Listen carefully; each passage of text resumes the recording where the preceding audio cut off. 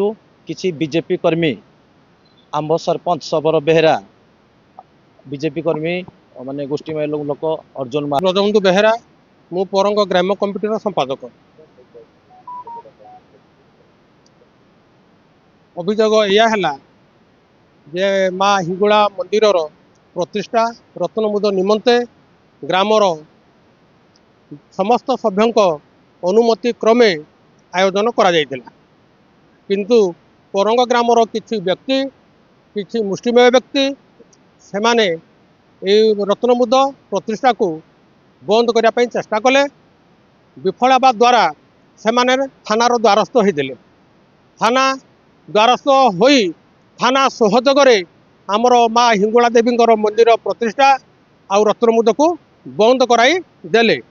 आमको थाना अधिकारी डाकी आउ एसडीपीओ आउ आमर तहसीलदार महाशय आमको डकैले कहले गाँव किसी लोक ए मत प्रकाश करना तुम मंदिर प्रतिष्ठा करना उभय गोष्ठी मध्य 107 केस रुजु कले। तापर आमर यही हिंगुला मंदिर प्रतिष्ठा एप्रिल मास 22 तारीख दिन कलसी यात्रा थिला। 23 तारीख दिन रत्नमुद उत्सव थिला। सब प्रकार आयोजन करा जायतिला। टेंट भिड़ाठू नहीं कि से मंदिर को सीढ़ी चढ़ा व्यवस्था करा जायतिला। समस्त प्रकार खाद्य पेयर भी व्यवस्था करा जायतिला। 12टी गाँ को मध्य निमंत्रण करा जायतिला। 12टी संकीर्तन मंडल की मध्य निमंत्रण करा जायतिला।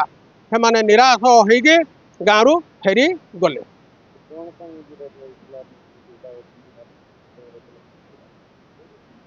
नहीं आलोचना होता ग्राम सभा डका जाइला। झेंडुरा द्वारा डका जाइला। ग्रामर मीटिंग तार रेगुलेशन पास करा जाइला।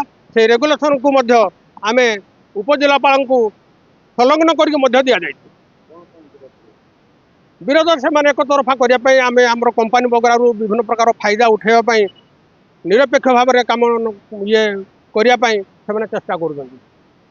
ग्रामर सभापति सुभाष महाकुट मु आज आपण माध्यम सोशल मीडिया माध्यम जन देउछु जे आम ग्राम जो रत्नमुद 22 तारीख 23 तारीख थिला ग्रामवासी समस्ते उत्सुक सहित पालन करने को प्रस्तुत थिले। किंतु किसी बीजेपी कर्मी आंब सरपंच सबर बेहेरा बीजेपी कर्मी माने गोष्ठी लोक अर्जुन महाकुट दामोदर महाकुट गंगाधर गणनायक तापरे हमरो महाकुट तापरे मंदर दल बेहेरा आउ किसी लोक को नहींना से एकत्र गोटे मीटिंग करना आम ये असहयोग करने से प्लानिंग गोटे कले। से सबू माने हमरो मंगलवार थिला रत्नमुद सोमवार जाके रविवार जाके सब ठीक किंतु सोमवार दिन से थाना जाइना